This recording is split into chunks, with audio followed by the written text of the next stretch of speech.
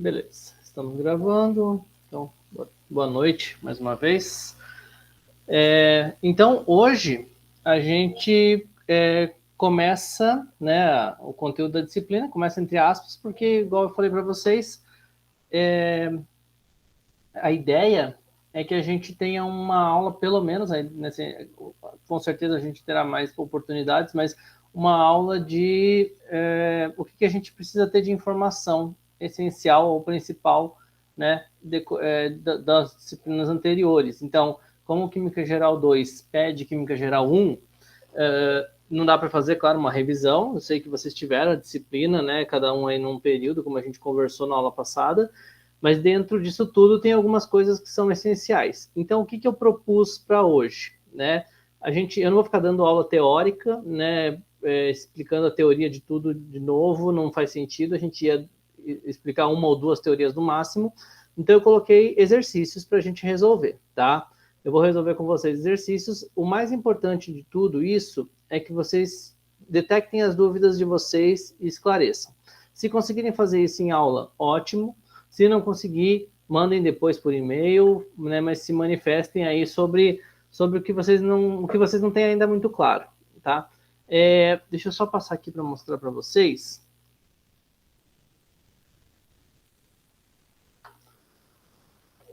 Opa.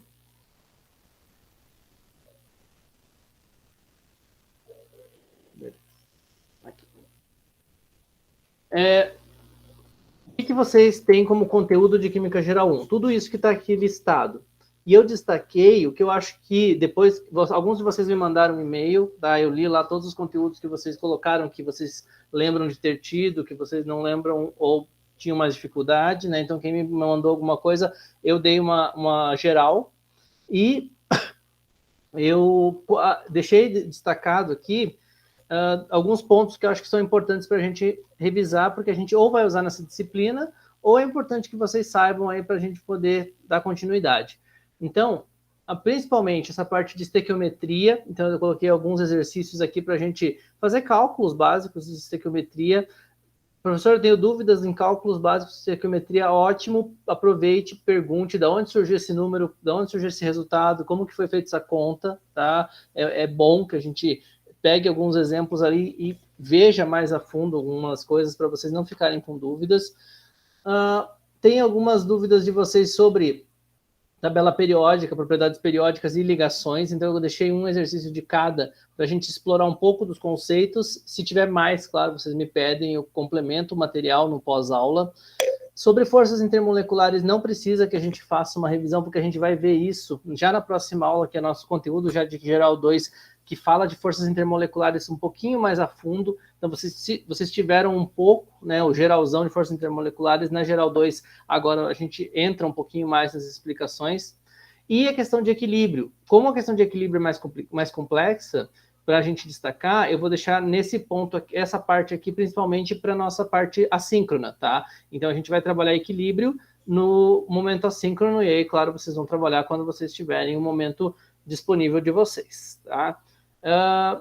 Só para deixar destacado, eu já coloquei alguns materiais, não sei se vocês acessaram ou não, e um deles é a tabela periódica da SBQ, tá? Então, ela é gratuita, você entra lá, baixa quantas vezes você quiser a tabela, ela é atualizada lá, né, pela IUPAC.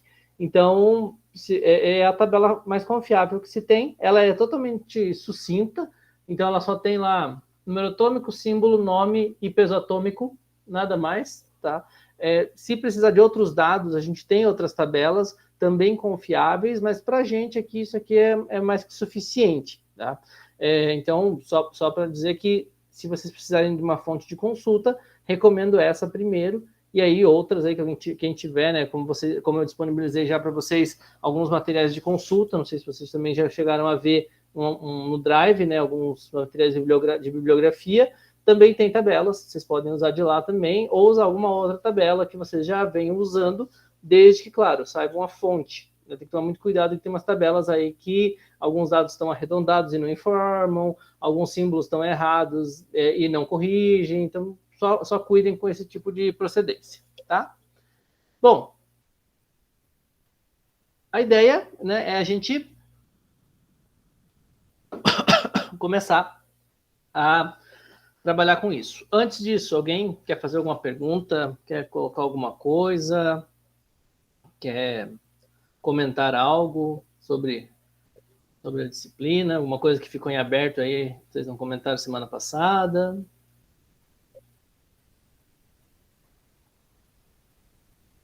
Não? Então tá. Mas qualquer coisa vocês me interrompem, né? Assim como eu destaquei semana passada para vocês, vocês podem me interromper, né? Pelo chat, pelo áudio, como preferirem, né? O importante é que vocês perguntem. Bom, eu vou trabalhar então algumas coisas com vocês e aí no decorrer, se vocês acharem que a gente precisa voltar, vocês me falam, tá? Bom, vou começar com um exercício que parece ser, né, mais tranquilo, mas mesmo assim, de novo, trava muita gente. Ele trava exercícios ali de contas básicas, né? Então é sempre bom a gente revisar. A gente vai ter que calcular a massa molar de nitrato de cálcio para uma quantidade de substância de 5,380 ou 5,38 gramas deste sal, né?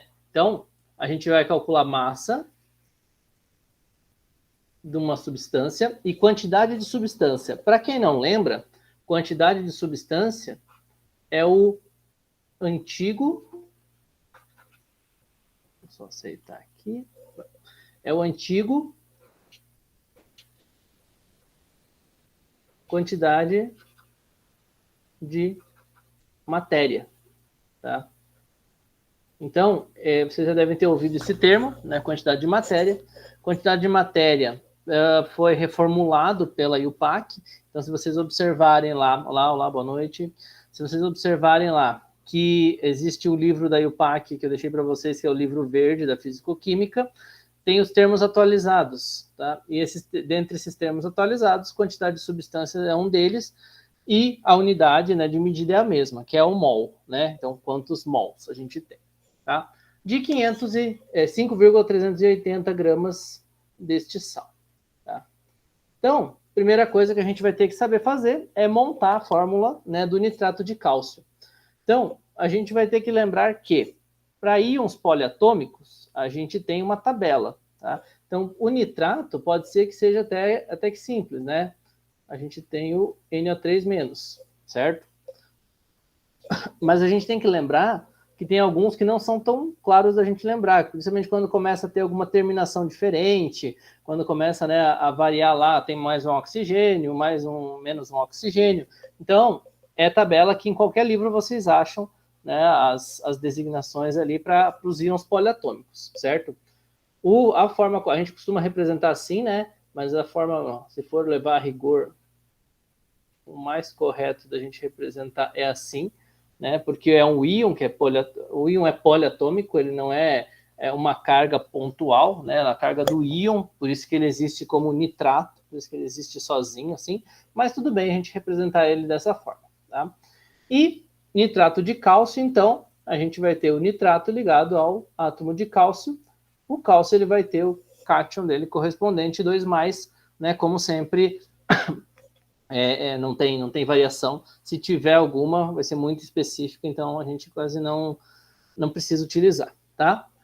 Então a gente monta, né, essa fórmula aqui, sabendo que a gente não tem um sal carregado, porque ele não está falando, por exemplo, né, de um átomo complexo. Então lá na inorgânica vocês vão ver os complexos ou na verdade, ligações com metais de transição, né? Então esses íons complexos ou esses compostos complexos, vocês vão ver lá como sendo sais com carga, né? E os sais completos carregados, porque eles têm uma estrutura lá que designa uma carga, e depois tem os contraíons para balancear essa carga. Aqui não. O nitrato de cálcio é um sal neutro, tá? Então a gente tem, para cada cálcio 2+, né? 2 cargas positivas, a gente tem 2 nitratos, né? Porque a gente precisa de 2 cargas negativas. Então, consequentemente, a gente tem CaNO3, 2. Tá? Beleza? Então, esse é o nosso nitrato de cálcio. Beleza. Aqui estamos. Bom, a primeira coisa que ele pede é a massa molar, tá? Então, observe. Se fosse massa molecular, seria em a massa de uma molécula. Então, se fosse massa de uma molécula, seria o somatório de todas as massas de cada átomo, todas as massas de átomos. Então, nós teríamos a massa final em unidades de massa atômica, tá? Todas as massas finais. Como é uma massa molar, é a massa de 1 mol de moléculas. Tá? E essa massa de 1 mol de moléculas, a gente vai ter essa conversão de massa, unidades de massa atômica para gramas. Lembra lá, né? A gente faz a conversão, mantém o valor e troca a unidade, porque ele é equivalente em gramas.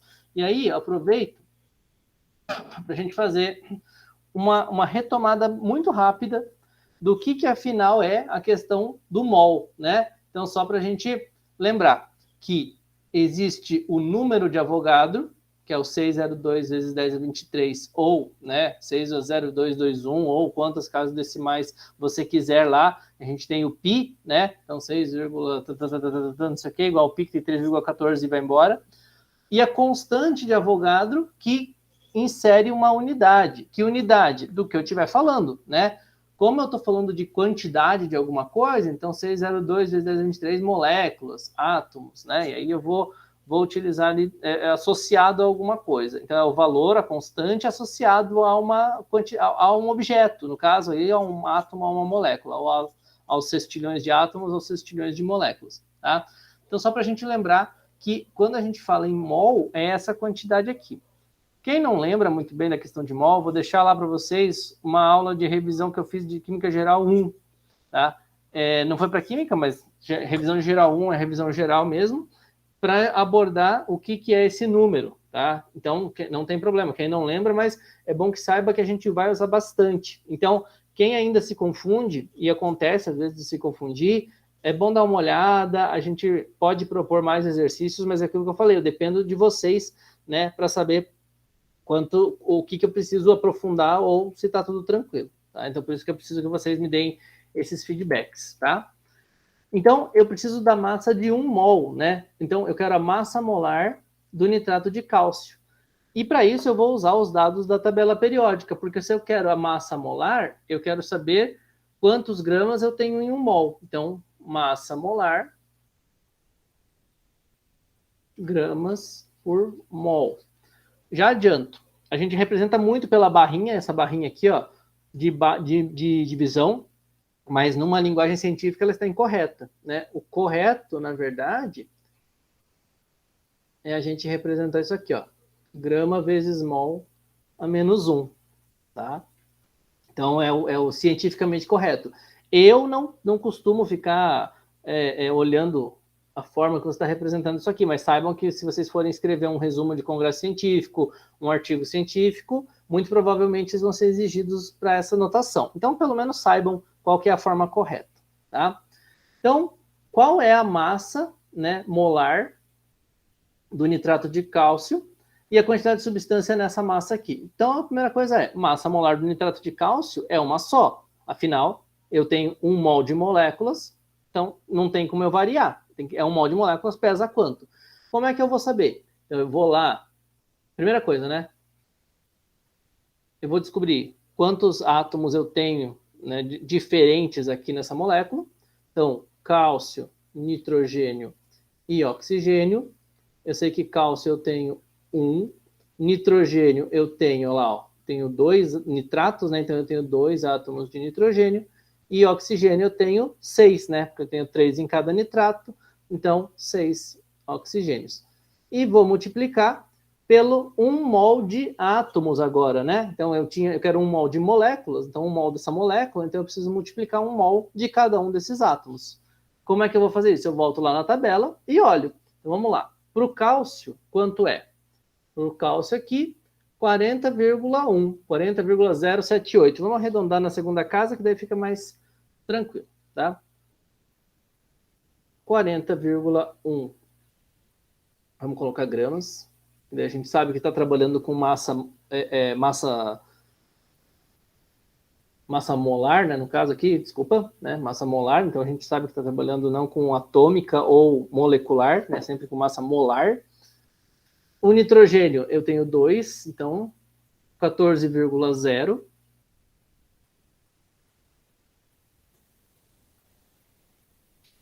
E o oxigênio eu tenho 6, é 15,999, então 16,0, né? Também é possível de arredondar, tá?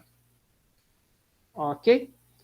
Bom, aqui 40,1, aqui 28 e aqui 6,96 gramas, tá? Somando tudo isso, né? Então, quer dizer, somando as massas atômicas, né? A massa de 1 mol de átomos de cada um deles, eu tenho 1 mol da molécula. E quanto é 1 mol da molécula? Né? Vamos somar aqui. 1, 4, 16, 164,1.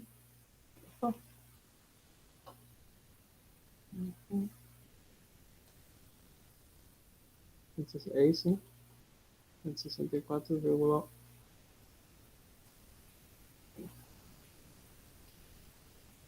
164,1 gramas por mol. Diga, Bernardo. Professor, esse 40, esse vírgula 1 realmente precisa? Então, na verdade, o arredondamento ele não é bom em situação nenhuma. Então, o que eu falaria para vocês? Até assim não está muito correto. O ideal é pegar todas as casas e fazer aquele tratamento matemático que a gente costuma aprender lá ou em estatística ou em química analítica, que é, depois de calcular tudo, eu vejo qual é o menor número de casas decimais e faço um arredondamento ou truncamento. Tá? Isso eu não sei se vocês viram em analítica, em física, não sei qual disciplina vocês já tiveram antes. Aqui eu estou arredondando só para a gente ter a informação mais pontual, mas ainda não é a forma correta. Então, uma coisa que eu não recomendo para vocês é não fazer aquele arredondamento que tira essas vírgulas, sabe? Aquele arredondamento que já vai direto para a primeira casa, porque associa muito erro.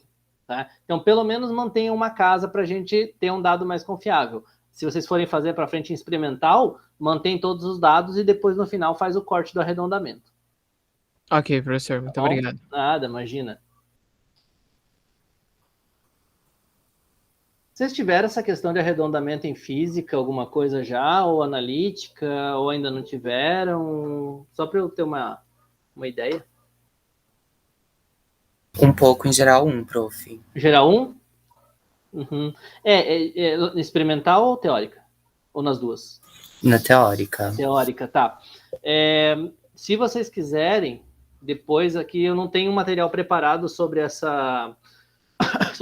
tópico, mas se vocês quiserem que retome, eu posso montar lá um textozinho básico sobre isso, tá? Sobre essa questão de arredondamento aí. Mas isso aí, com certeza, a parte da física ou da analítica, o que vier primeiro, vai abordar com vocês. Mas só me avisem, tá? Porque senão, às vezes, eu estou falando, vocês concordam comigo, mas é uma coisa que vocês não viram tão a fundo ou não estão por dentro do que eu estou falando.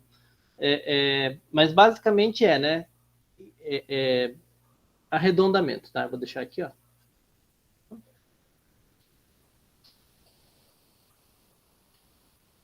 Quem quiser procurar, né? Arredondamento e truncamento.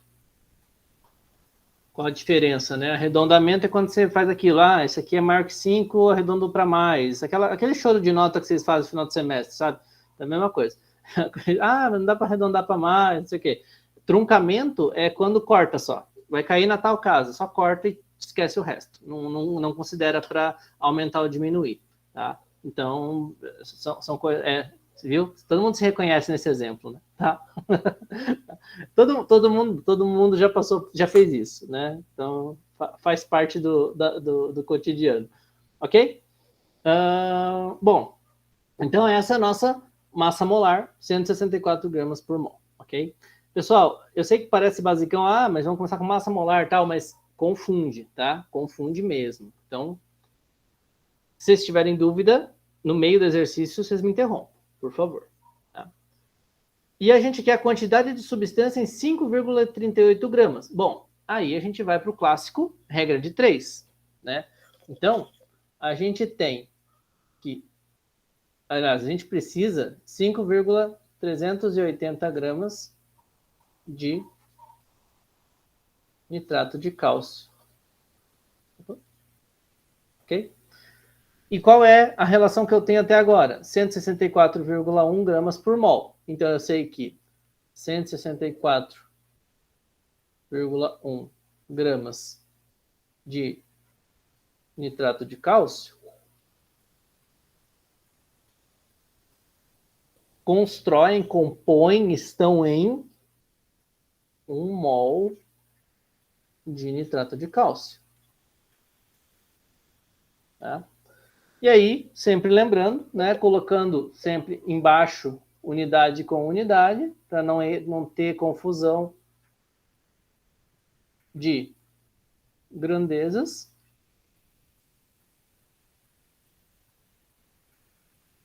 O famoso X. Tá? Então, não tem segredo, essa é a relação para saber quantos mols eu tenho. Perceba, né? Então, a relação básica é, se eu pesar, se eu colocar na balança 164,1 gramas de nitrato de cálcio, eu sei que eu tenho lá dentro 6,02 vezes 10 a 23 moléculas de nitrato de cálcio exatamente. Agora, se eu colocar 5,380 gramas de nitrato de cálcio, quantos mols eu tenho lá dentro?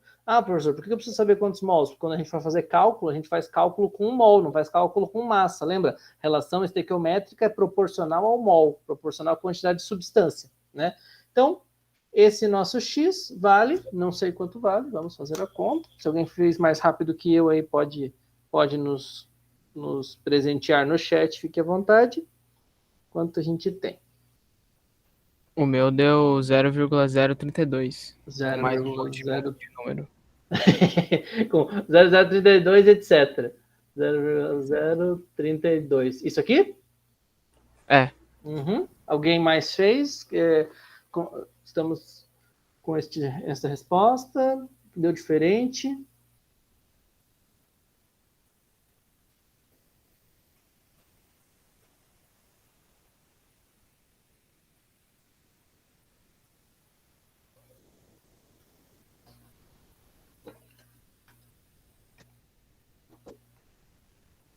O meu deu a mesma coisa, prof. Deu a mesma coisa? Então, beleza. Mais alguém também? O meu também deu a mesma coisa. Também deu? Perfeito. Então, por enquanto, por maioria de votos unânimes. Idem? Então, beleza. Boa noite, boa noite. Tá? Então, temos aqui 0,032 mols de nitrato de cálcio. Significa que, se eu fosse fazer uma reação química no laboratório e precisasse fazer uma proporção de 1 para 1, não quer dizer que eu tenho que colocar 1 mol de cada coisa. Imagina, só posso fazer reação com 164 gramas de nitrato de cálcio. Não ia ter nitrato de cálcio suficiente para nada. Eu quero fazer com 5,38 gramas. Posso fazer. Só que a minha proporção de 1 para 1 vai ser de 0,032 mols para 0,032 mols, que é a relação que a gente vai fazer, tá? Que é a relação que a gente vai estender aqui para estequiometria. Apenas um adendo, né? Não sei se para todo mundo isso é claro ou não, mas vocês estão percebendo que eu vou falar em 1 mol, 2 mol, 3 mol. E vou falar em 1 mol, 2 mols, 3 mols. Aí você vai falar assim, qual tá certo, qual tá errado, né? O de cima é a unidade, né? Então, vocês vão ver que eu uso sempre o mesmo exemplo, quando vocês virem ao outro vídeo, vai estar um exemplo igual, mas eu acho que é bom deixar isso claro. 1 mol, 1 quilograma, 1 metro. É assim que eu represento. 2 mols, 2 quilogramas, 2 metros. Não se coloca S em unidade, lembra disso, né? Unidade, só coloco a representação da unidade, que é daquele jeito sempre. Não tem Szinho, não tem apóstrofo S, tem nada. Aqui embaixo, 1 mol, 1 quilograma, 1 metro. 2 mols, 2 quilogramas, 2 metros. Ou seja, mols é como eu escrevo por extenso, tá? É como eu escrevo a unidade. E mol é a unidade. Confunde por quê? Porque é muito parecido, né? É só ela escrita de outra forma. Quilograma, metro, a gente não confunde porque é bem diferente, né? Não repete. Então é só uma letra ou é uma palavra. Ali não, para o mol é a palavra ou a palavra, tá? Então só para deixar claro aí para vocês que mols é só quando eu escrevo por extenso num texto. Quando eu quero representar a unidade, é mol. E existe o termo lá de Portugal, que é moles, que a gente não usa, tá? Então, moles, não... Às vezes você pega um material traduzido e vai lá, 5 moles, né? Para português de Portugal. Para português brasileiro, não, tá? Certo? Sobre este exercício, ficou alguma dúvida?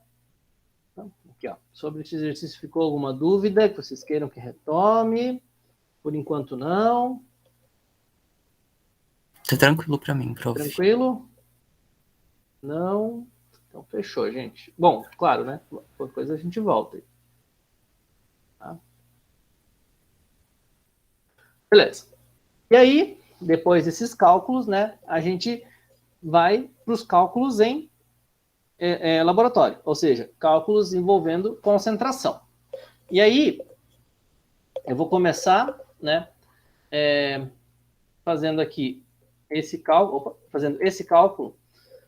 a partir de um experimento que, se vocês não lembram como é feito, né, aí vocês vão exercitar nas aulas experimentais. Então, claro, a gente, né, dá uma pincelada aqui, mas, de novo, vocês aqui vão, quando vocês forem montar um negócio, vão falar, eu lembro agora de massa, mol, volume e tal. O que é importante? Imagine que você tem 15 mililitros de uma solução de hidróxido de bário, 0,20 mol por litro. Qual é a quantidade de matéria de hidróxido de bário contida nesta alíquota? Antes eu vou fazer uma pergunta. Imagina só, ele está falando que eu tenho 15 mililitros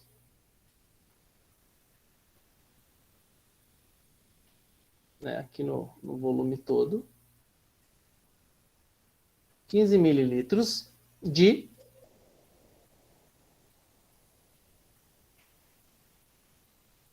hidróxido de bário. Tá? 15 mililitros de uma solução de hidróxido de bário, 0,20 mol por litro.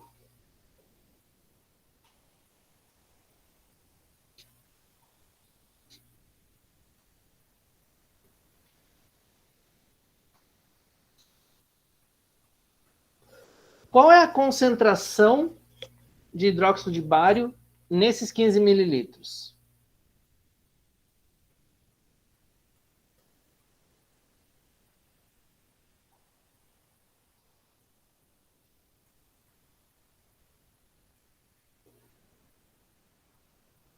Ó, imagina o seguinte.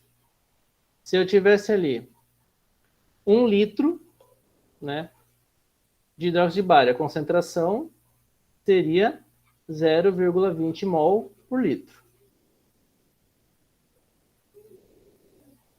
Se eu tiver 500 mililitros,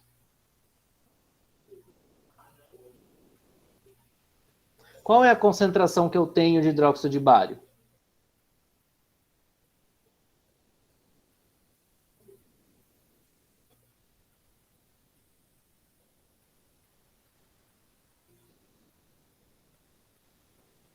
Zero dez?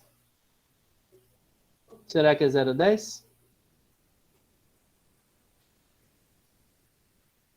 Dúvida no ar. Sim? Olha só. E é bom que vocês coloquem esses valores certos ou errados, porque daí a gente, às vezes, atinge dúvidas que ou vocês não falam, ou vocês não acham que tem, ou tem e não lembram. Concentração não muda, tá? Imagina só, eu peguei aqui desse 1 litro, tirei 500 mililitros. Mudou a concentração dele? Né? Imagina só, eu peguei ali, não mudou, né? Não muda, tá? Então eu peguei e coloquei meio litro em outro recipiente, não muda. Então a concentração ainda é 0,20 mol por litro. A quantidade de substância que eu tenho lá dentro, ou seja, o número de mols, né, que eu tenho lá dentro, muda. Porque se eu for preparar aqui 1 litro e 500 mililitros, eu vou colocar uma quantidade de substância diferente lá dentro. Agora, a concentração é a mesma. Imagina só, se fosse assim, e é bom, tá, gente? É bom a gente ressaltar isso, porque é um erro recorrente, é comum passar isso. Eu só poderia preparar a solução de 1 litro. Não dá para preparar menos, se eu quisesse aquela concentração. Mas não, eu preparo 100 mililitros, eu preparo 50, eu posso preparar 20, posso preparar 500, depende do que eu preciso, tá? A concentração vai ser sempre aquela, tá? Então, concentração não muda, tá? Então, esse é o primeiro ponto.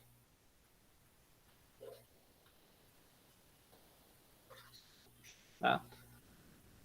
Só muda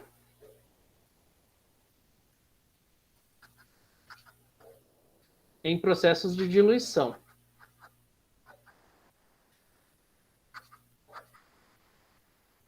Se não for diluição, é transferência de recipiente. E aí, nessa transferência de recipiente, mantém-se a concentração.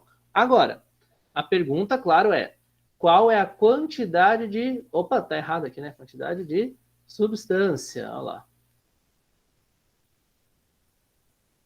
Fácil deixar passar termo antigo.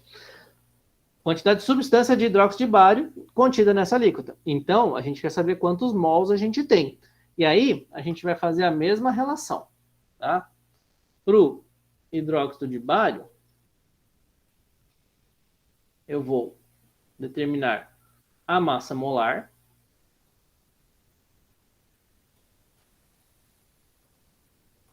Da massa molar, eu vou separar essa massa molar para saber quanto de massa eu tenho em 1 mol. E, em seguida, eu vou ter que determinar aqui, cadê? Quantos mols eu quero saber, né? Quantos mols eu quero saber para determinar aqui, quantos mols eu quero saber aqui para saber que massa eu tenho. Mas vai faltar uma etapa. 15 mililitros numa concentração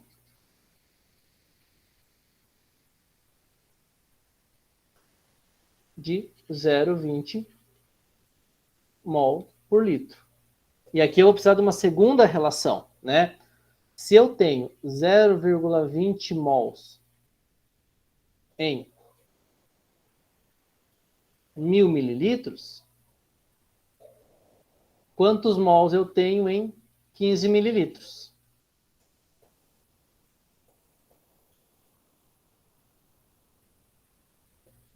E aí? Ah, olha só, né? Eu esqueci de colocar um item da questão, agora que eu percebi. Faltou perguntar qual a massa, né? A massa de hidróxido de bário. Aqui eu já vou achar a quantidade de substância, tá? E aí depois eu vou lá para cima e acho quanto de massa eu tenho, tá? Aqui eu já acho direto, né? Porque eu faço uma relação de concentração. Então, para esse valor aqui, alguém tem aí? Isso aqui não deve ser difícil, né? Quanto dá? 0,3? Oi? O meu deu. Como eu passei o.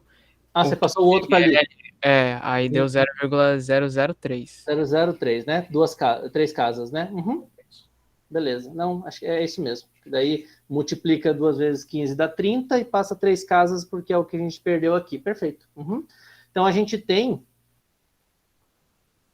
isso em quantidade de substância. Tá? Então, quantos mols eu tenho lá dentro. Agora, né, claro, como eu esqueci de colocar a questão, por isso que eu estranhei, falei, tá faltando um item, agora eu entendi. Quanto de massa eu tenho. Então, eu vou colocar aqui, vou continuar essa relação, e para 0,003 mols, eu vou ter o meu novo X, ou o meu Y agora, né? Tá? Que é quanto de massa eu tenho naquela concentração. Então, quer dizer, a massa que eu tenho naquela concentração, a massa que eu tenho nessa concentração, nesta alíquota, tá? A massa que eu tenho na concentração não faz sentido se eu não souber de que volume eu estou falando, porque eu posso ter qualquer massa. Concentração só me diz uma relação, é uma densidade populacional, é tanto num espaço. Agora, eu quero saber quantas pessoas tem, eu preciso delimitar o espaço. É naquele estado? É naquela cidade? É naquele país? Qual é a minha restrição? Aqui também. Qual é a minha alíquota? Tá? Então, esses 15 mililitros, a gente determina qual a massa. Né? Então, essa aqui é quanto de massa eu tenho. Daqui é igual ao exercício anterior. Eu vou deixar para a gente poder avançar, mas, de novo, tentem fazer, e aí qualquer coisa a gente volta, tá? E retoma esse exercício para chegar no valor. Até aqui tudo bem? Alguém tem alguma dúvida? Ficou alguma coisa confusa? Né? Aqui só deixando claro mais uma vez, eu esqueci de colocar o item pedindo a massa, por isso que está resolvido como massa ali, tá? Mas não tem nada demais. Alguma coisa? Não? Não? Professor, Oi, diga. volta lá um pouquinho. Bom, No Y que você está dizendo que tem que encontrar a massa, né? tá. Uhum. Era só isso mesmo. Isso. Ah, não é. Aqui, esse quanto de massa, né, através da massa molar, é aquele que a gente faz direto pela tabela, né? Sim. Ah, E tá. daí o Y é a nossa incógnita da regra de 3. Sim, entendi. Tá? Era só Beleza? isso, obrigada. Não, beleza, imagina. Bom, e aí, né, para a gente usar esses valores que a gente está fazendo, a gente precisa voltar um pouco para a questão das equações químicas. Primeiro, montar uma equação química, vocês sabem muito bem, pode ser direto ou pode gerar um certo transtorno para identificar todo mundo que está presente. Além do que, a gente tem que cuidar com as representações. Então, eu vou montar uma reação aqui de combustão, e aí depois a gente vai trabalhar com uma determinação de massa dentro de uma equação química de combustão. Tá? Então, o que pede esse exercício que é para ser bem direto? Equação balanceada para a reação quando o metanol entra em combustão no ar. Percebam o seguinte, não está dando mais nenhuma informação. Então, se ele não fala muita coisa, a gente vai considerar que isso aqui para nós é uma combustão completa. Se é uma combustão completa, significa que a formação se dará formando apenas CO2, né, como derivados, um dos derivados dessa combustão, um dos produtos dessa combustão. Qual seria o outro se a combustão não fosse completa? Monóxido de carbono, CO. Tá? Poderia, então, ter CO2 mais CO. Aqui, para nós, por enquanto, só o CO2, porque ele não está falando nada, né? Então, a gente vai considerar que ela é completa. Então, o que a gente tem aqui é o metanol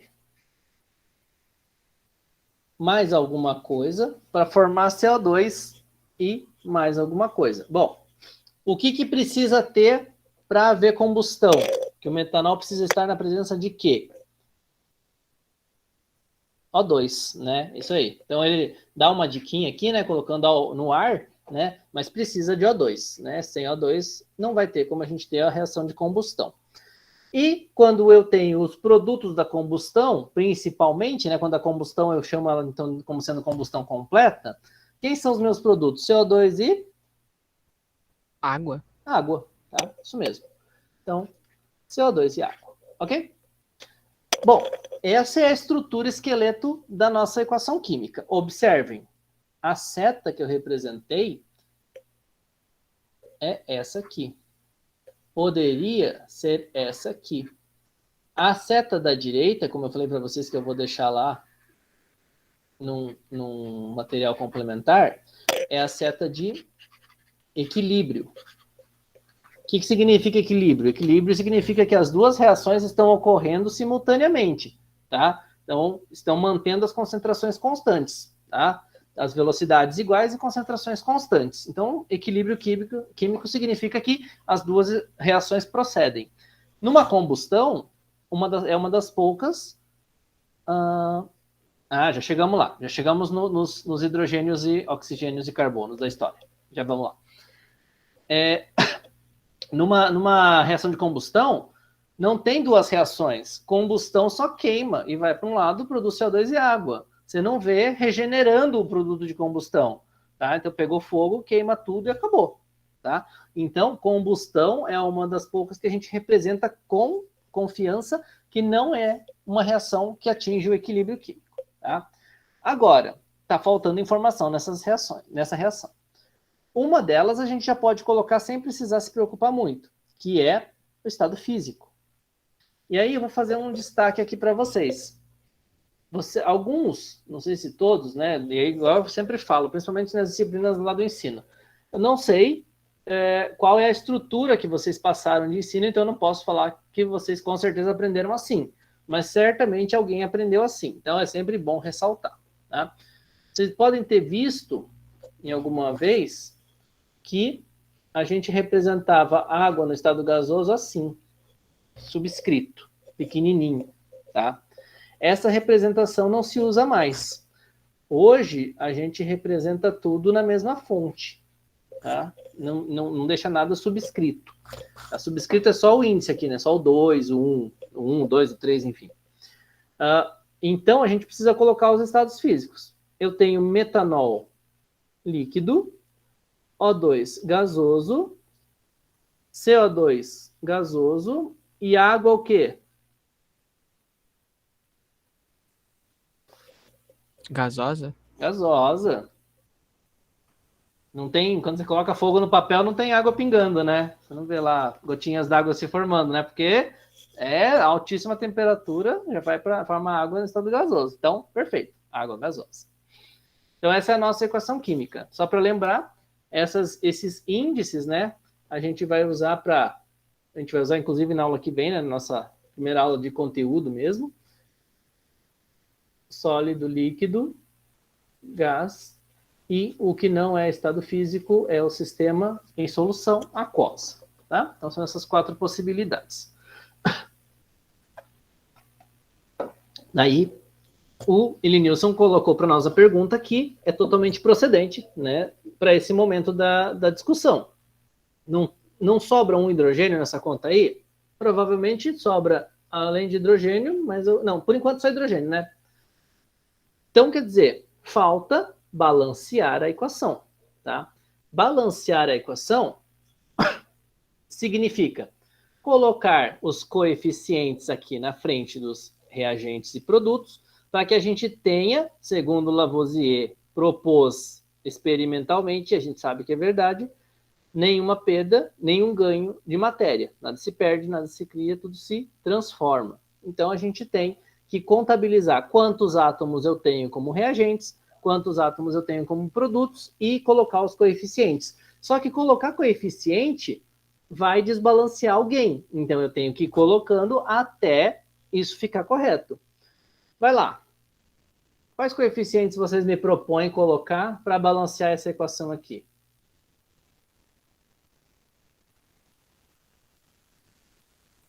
Dois e 3, aonde?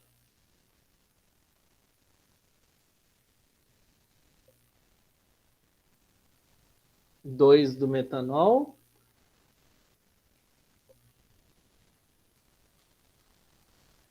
E 3 águas. Assim?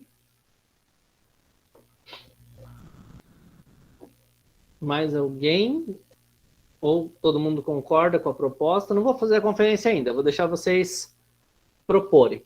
Eu fiz diferente, professor. Diferente? Qual que é o seu? Eu coloquei 3 meios no oxigênio e 2 no H2O. 3 meios aqui e 2 no H2O, isso? Isso. Ó, o Elinilson viu que o dele está errado. Então, eu já vou apagar aqui. Nossa, borrachinha. Não tem problema, mas ó, sabe, o método mais adequado para a gente começar a fazer balanceamento é justamente esse, chamado tentativa e erro.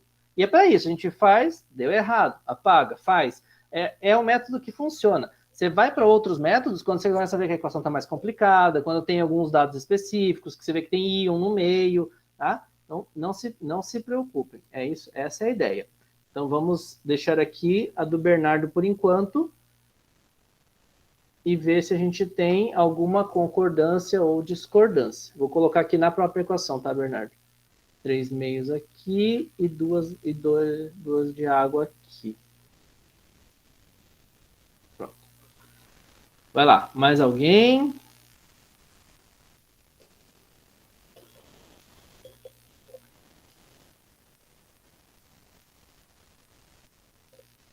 Eu lembro que eu tinha um exercício antigamente que eu fazia, eu até coloquei em prova uma vez, sei lá. E aí era assim, se rebalanceava tudo 1 e 1 não dava, 2 e 2 não dava, mas 3 e 3 dava. Então, é um exercício pessoal que só conseguia fazer se tivesse paciência, porque ia ter que ir fazendo 1 por 1 até chegar no 3. Então, o pessoal desistia no 2 e falava, não funciona, não tem nada para resolver essa equação, sabe? Então, tipo, vocês estão tentando, às vezes, não chega no número, vai no próximo, às vezes o múltiplo resolve. O múltiplo não, né? O seguinte.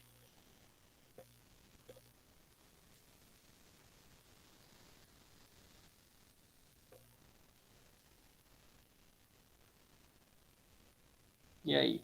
É isso? Não é?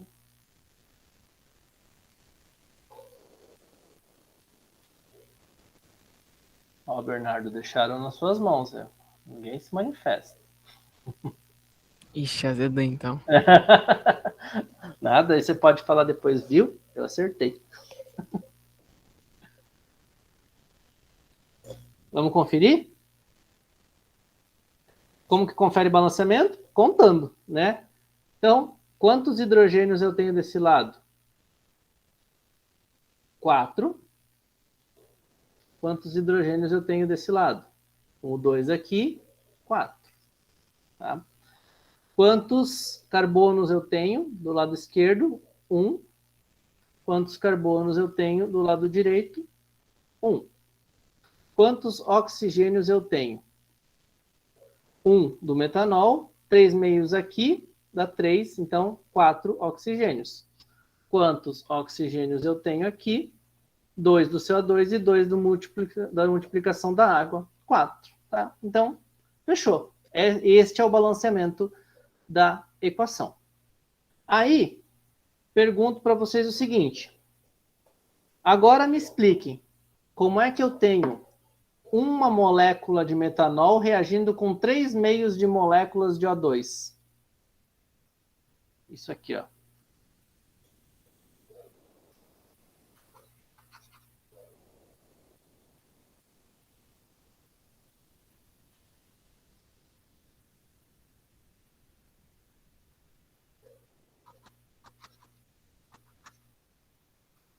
O que é 3 meios de molécula de O2? É eu pegar o O2, tirar esse pedaço aqui do O2, e fica isso aqui, ó.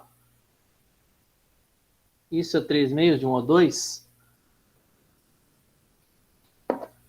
Como é que eu tenho 3 meios de uma molécula? Ah, eu ia chutar que seria por conta de alguma relação intermolecular ou alguma coisa assim que faz com que ele reage, não reage, ou sei lá. Não, não precisa nem ir tão longe, tá? Também não, Enilson, também não precisa ir tão longe. Na verdade, os coeficientes estequiométricos não relacionam moléculas.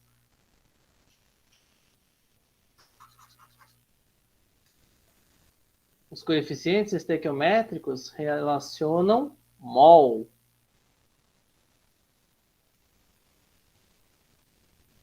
É 1 mol, 3 meios de mol de O2. Ou seja, eu tenho para o metanol 6, 0,2 vezes 10 a 23.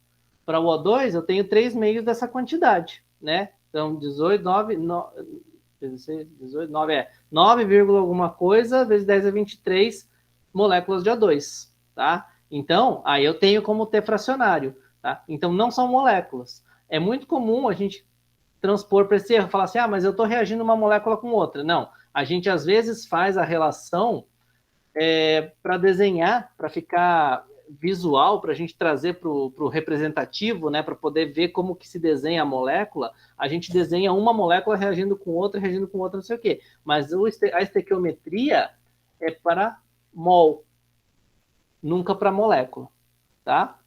Tá claro isso, gente? Para todo mundo? Se não tiver pergunta, eu repito, ou a gente vê de outra forma, tá?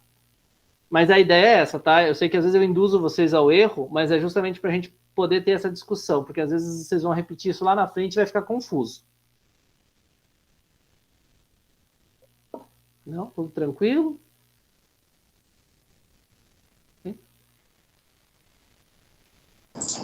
Tudo tranquilo. Tudo tranquilo? Então tá bom. Então, beleza. Bom, aí a gente vai fazer um cálculo com combustão de glicose. Eu vou dar uns 5 minutinhos para vocês montarem a equação, pelo menos para mim aqui, da combustão da glicose, tá? Que é essa aqui. Pode pôr glicose sólida ou líquida, tanto faz aqui para nós. Tá? Vamos pôr líquida, né? Porque a gente tem mais ela visual assim, líquida. Para vocês montarem ela balanceada, tá? Só para ver se está tranquilo. E daí daqui a pouco a gente faz o cálculo. Só para adiantar para vocês, ó. Tem uma questão de reagente limitante em excesso e depois a gente parte para as propriedades periódicas. Eu vou pular um pouco para a gente poder ver tudo. Reagentes limitantes em excesso, se a gente não conseguir ver, eu gravo depois para vocês. Não tem problema, tá? Então, 5 minutinhos, aí a gente vê se está tudo tranquilo.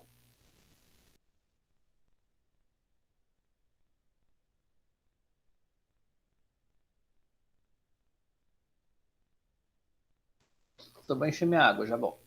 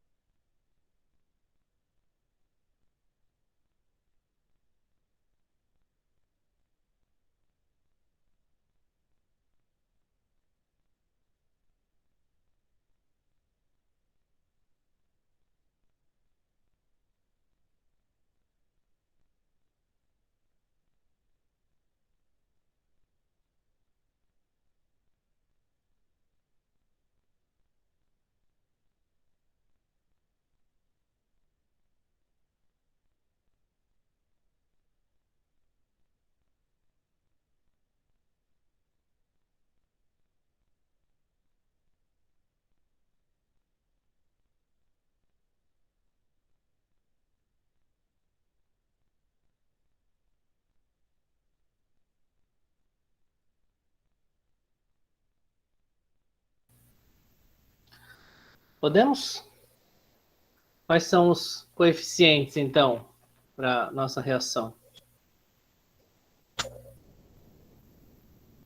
Ó, dica, tá? Se um dia vocês tiverem em alguma outra aula ou participando de alguma atividade e perguntarem quais os coeficientes, olhem como ela está desenhada e coloquem todos, mesmo que seja um. Então, 1 para 2 para 3 para 4, sabe? Aí já fica claro de quais vocês estão falando.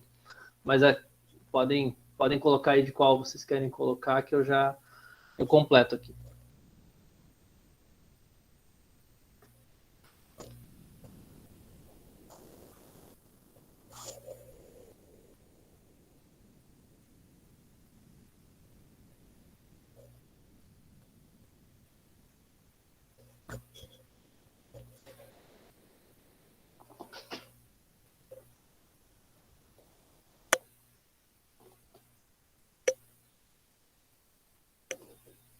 Vocês estão com vergonha ou estão achando que é errado? Eu tô conferindo o meu, professor. Ah, tá bom. Beleza. Vai tranquilo.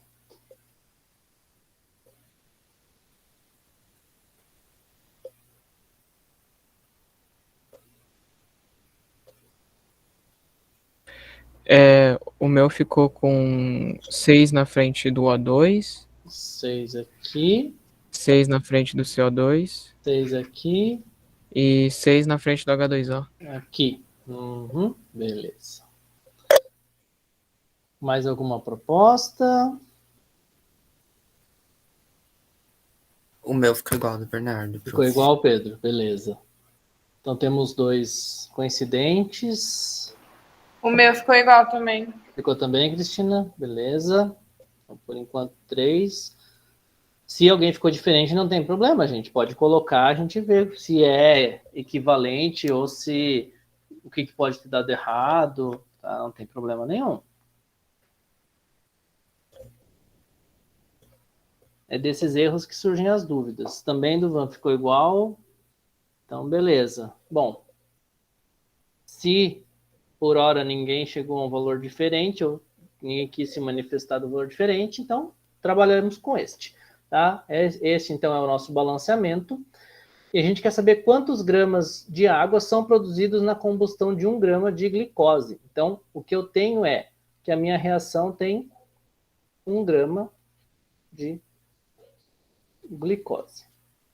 Aí, o ponto dessa questão, o ponto-chave é, poxa, a minha relação 1 para 6 para 6 para 6 é quantos mols eu tenho reagindo e produzindo, certo? Como a gente viu agora há pouco. Se a nossa relação é molar, eu não tenho como falar que 1 mol produz 1 grama produz 6 gramas de O2 ou 6 gramas de CO2. Isso não é uma verdade. Tudo isso que a gente vem calculando até agora, né, é a relação molar. Então a gente transformou massa em mol para entender que as quantidades, né, as quantidades de substância são mantidas proporcionais. As massas dependem de cada substância que eu estou falando, porque daí eu tenho que trabalhar com o peso atômico que eu tiro lá da tabela. Tá? Então, eu quero saber quanto de água eu produzo. Para isso, eu preciso saber, então, quanto vale 1 grama de glicose em mols. Então, a primeira coisa que eu vou fazer é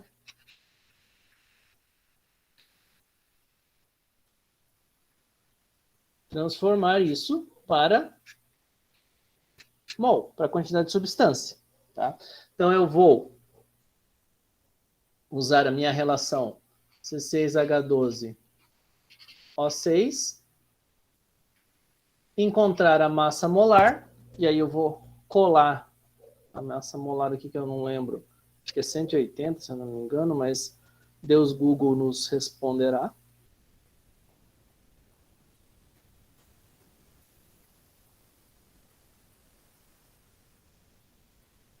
Já que a gente já sabe calcular se precisar, então agora a gente pega a informação completa.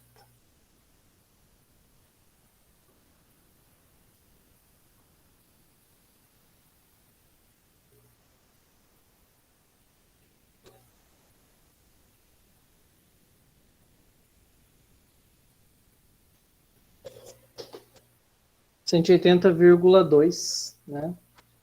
180,2 gramas por mol.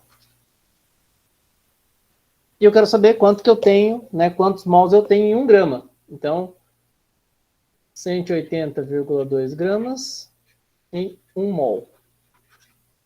Em 1 grama, quanto é que eu tenho de quantidade de substância? E aí, vamos lá para a nossa calculadora. 1 divididos por 180,2. O meu deu 5,5 vezes 10 a menos 3 mols. Tá? Se de alguém der diferente, me fala. Posso ter errado na conta tranquilamente. Tá? Isso significa o quê? Significa, então, que a gente vai voltar àquela relação que nós fizemos ali no começo, ó, que nós fizemos aqui para as concentrações, nós vamos fazer a mesma coisa para a combustão da glicose. Então, nós vamos pegar aqui e observar que a proporção da glicose para água é 1:6. Se a proporção da glicose para água é 1:6, então significa que 1 mol de glicose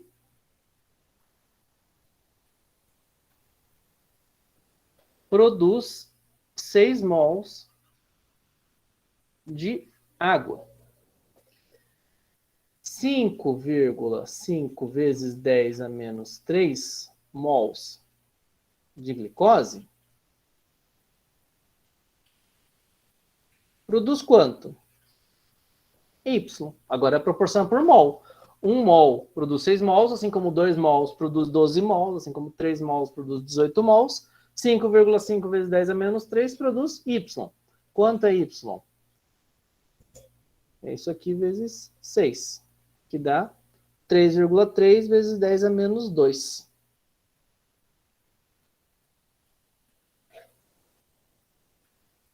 Mol de água. Tá? Então, deixa eu só separar aqui para não ter confusão. Aqui. E aí a gente tem essa quantidade de mols de água. Volta lá. Qual que é a pergunta? Determine quantos gramas de água. Ele quer a massa. Então, minha última etapa vai ser a massa molar da água é 18 gramas por mol. Tá? Então, significa que a água tem 18 gramas em 1 mol. E em 3,3 vezes 10 a menos 2 mols. Qual é a massa que eu tenho de água? Z. Vamos separar aqui de novo, né? Significa que o meu Z é isso aqui vezes 18, que é, arredondando aqui, então, aproximadamente 0,6 gramas. Tá? Significa que, quando eu queimo 1 grama de glicose, eu produzo 0,6 gramas de água. Você fala assim, ué, mas a proporção não é para aumentar? 1 mol de glicose produz 6 mols de água? Sim, mas a glicose tem uma massa estrondosamente maior do que a água, né? Então, consequentemente, eu queimo muita glicose, formo pouca água. Professor, eu fiz de um jeito diferente e cheguei no mesmo resultado. Ah, ótimo. Quer pôr pra gente? Mas assim, ó, quanto a isso, não tem problema nenhum. Meu raciocínio é você pode fazer um que economiza 2, 3 etapas, ou que tem 8 etapas a mais, não tem problema, tá? Isso daí, a forma que você vai raciocinar em volta disso é sua. Por isso que eu falo, cálculo é uma coisa muito pessoal. Você desenvolve o seu, mas põe aí pra gente conhecer. Tipo, eu primeiro fiz como uma base, por assim dizer, né? Então eu calculei os 180 gramas igual, né, da glicose, e daí os 108 da água, porque é o 18 vezes 6, né? Vezes 6, tá bom. Desde que você tenha bem claro que um é massa, o outro é o número de mols, né? Então são 6 vezes aquela massa molar. Uhum. Beleza, aí tudo bem. Daí eu coloquei 180 para 108, 1 grama para X, e deu 0,6. Uhum, perfeito, tá? Sabendo que os princípios que estão envolvidos no cálculo, o valor vai chegar no mesmo. Sabendo que você está falando de relação proporcional mol com mol, não é massa com massa, e você depois no final está fazendo essa transformação para obter massa com massa. Beleza, tá? É igual eu falo, tem gente que vai conseguir fazer em uma etapa direta, tem gente que vai separar em um monte de cálculo, tá tranquilo. Então não tem problema? Tá. Não. Tá bem de boa, bem de boa. Só tem que cuidar, igual eu te falei, tem que cuidar para ver que não são grandezas associadas diretas, né? Por exemplo, quando você multiplica o 6 vezes o 18, você está multiplicando 6 mols vezes 18 gramas por mol. É uma massa vezes uma quantidade de substância. Dá um valor também, não tem problema. Dá um valor de massa, massa molar e quantidade de substância. Dá o valor de massa, mas sabendo que você está multiplicando coisas com unidades diferentes. Entendi. Tá? Ok. Beleza. Não, mas tá tranquilo. Não tem problema nenhum, não. É um pouco daquela história, né? Fazendo a conta, chegando no resultado, desde que você saiba explicar o que significa esse resultado, o caminho da conta é seu. Mais alguém? Não, pode falar, Que Bernardo. bom, professor. Oi? Desculpa, Ana, acho que eu não ouvi o seu comentário. Não, que bom que você aceita outros caminhos de cálculo, porque às vezes tem professor que só aceita o caminho que ele ensinou. Ah, tá. Seja por isso, começo a aceitar agora só o meu, então.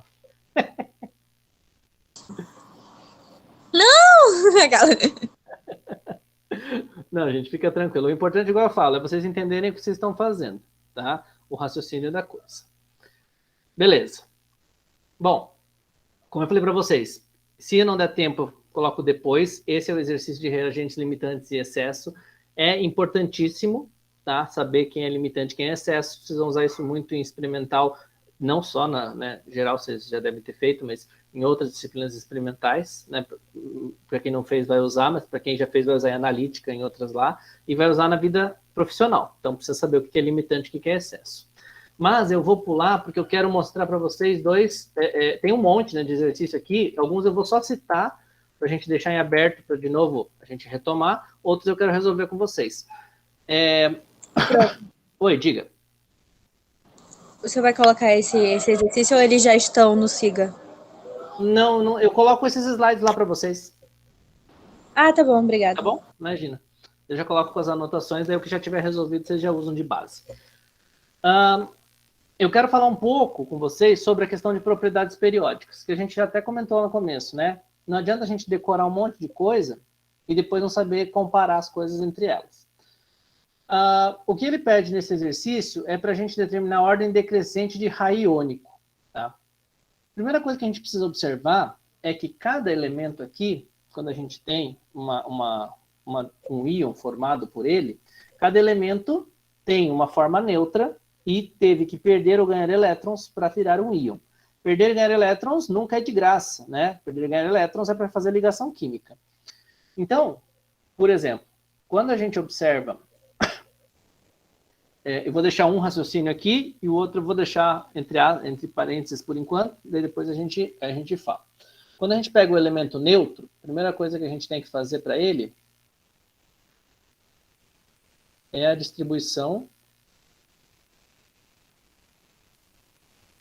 de elétrons, tá? E qual que é o caminho para a distribuição eletrônica? Bom, a primeira coisa que eu preciso para a distribuição eletrônica é saber qual é a identidade do meu átomo, ou seja, qual é o número atômico. Eu volto lá na tabela e procuro para o enxofre qual é o meu número atômico. Vai lá então, enxofre 16.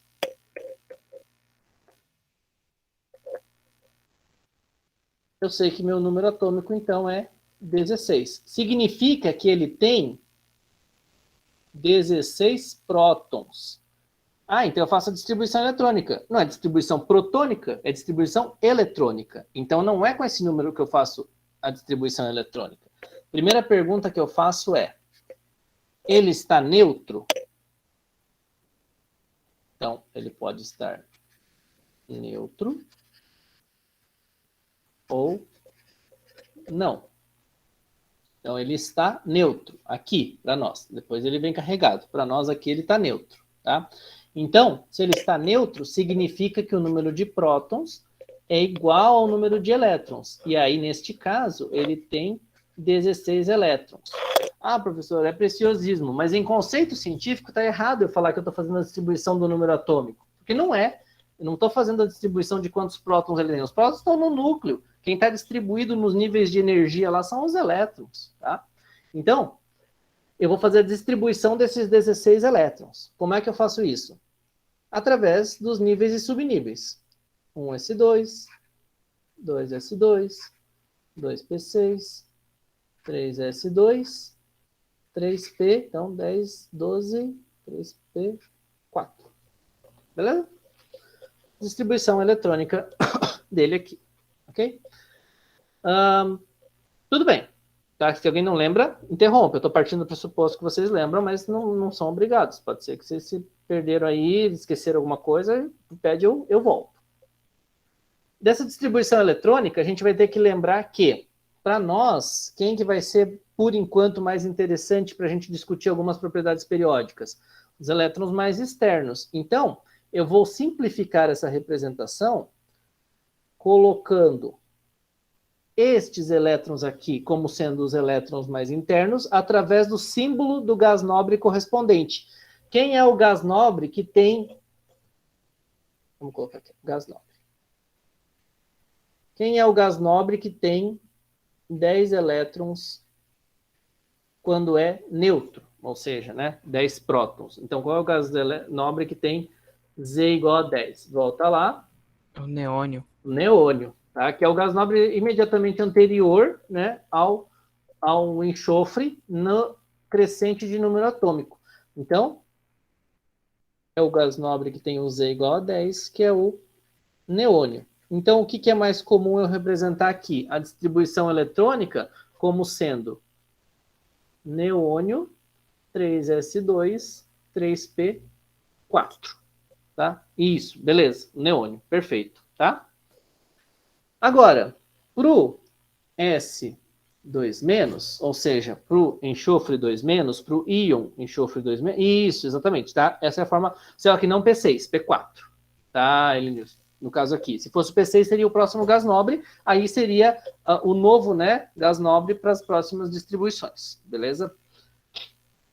Para o S2-, a gente vai fazer a mesma coisa. Qual é o número atômico do S2-? É 16. Número atômico é a identidade, não muda. O que muda é o número de elétrons, por isso que eu falo, não é distribuição de prótons, não é distribuição protônica, tá? Número atômico 16, então eu tenho 16 prótons. A pergunta, ele está neutro ou não? Agora, ele não está neutro, tá? Ele não está neutro, então, ele tem um número de elétrons diferente do número de prótons. Se ele é S2-, então significa que ele é... O 2- corresponde a um ânion. Quer dizer que ele ganhou 2 elétrons. Então, eu tenho 2 elétrons a mais. Ah, tá, você colocou, desculpa, Elenilson, você colocou a configuração dele como íon. Tá, perdão, agora entendi. Então, significa que ele tem 18 elétrons, tá? Eu tô raciocinando em caixinhas aqui, tá? Então, agora eu entrei na caixinha do íon. Então, 18 elétrons. Se ele tem 18 elétrons, então a configuração dele vai ser o quê? É essa aqui de cima e 2 elétrons a mais. Neônio, 3s2, 3p6, tá? Que é a configuração de gás nobre. Então, quer dizer, para ligação, tá bom assim, ele vai querer ser assim e tal, beleza. Agora, o que é importante da gente entender? O enxofre tem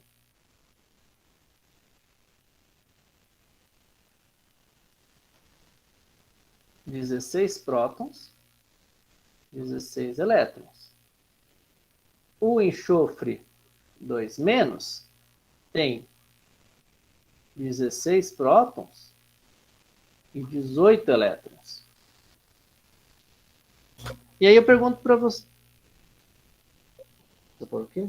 O neônio? Mas tá aqui o neônio. Tá aqui, ó. É esse, né, que você perguntou? É isso?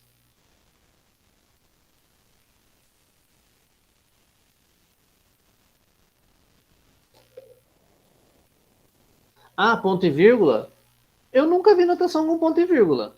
Tá? Eu sempre vi sequencial, inclusive até sem vírgula nos níveis e subníveis. Tá? Então, eu desconheço essa notação. Se vocês acharem alguma fonte, me manda que eu dou uma olhada. Tá? Mas eu nunca vi assim. Beleza? Bom, imagina. Que isso. Mas é bom que vocês perguntem. Tem coisa, por exemplo, que às vezes eu não vi, a gente vê aí o que surgiu de proposta. Bom, pensa só. No enxofre, vamos imaginar como sendo um cabo de guerra, né? Para o enxofre, tem 16 prótons e 16 elétrons. Então, cada próton atrai um elétron. Tá? Então, fica sendo como as atrações colúmbicas, né? Cada próton atrai um elétron. Aí você vai me falar assim, professor, mas tudo bem, mas eu não tenho como ter uma diferenciação entre essas forças? Tem a diferenciação, porque a massa do próton é muito maior. Então, a massa do próton é muito maior, né? Eu vou ter aquelas forças de atração, por isso que o elétron vai poder sair, vai não sei o quê, mas ele vai voltar para o átomo, ele fica preso naquela estrutura do átomo e tal, por isso que ele não orbita, né? Porque se ele orbitasse, ele ia para dentro do átomo e tal. Beleza. Agora, quando eu tenho 16 prótons e 18 elétrons, eu continuo tendo essa força de cabo de guerra que mantém a estrutura, só que eu tenho 2 elétrons a mais ali. Então, esses 2 elétrons a mais estão puxando para fora do átomo, estão deixando a eletrosfera ou deixando os níveis eletrônicos mais externos, né? Então, estão deixando esses elétrons mais externos. Consequentemente, eu não estou tendo uma força igualitária. Aqui a força era 1 próton para 1 elétron.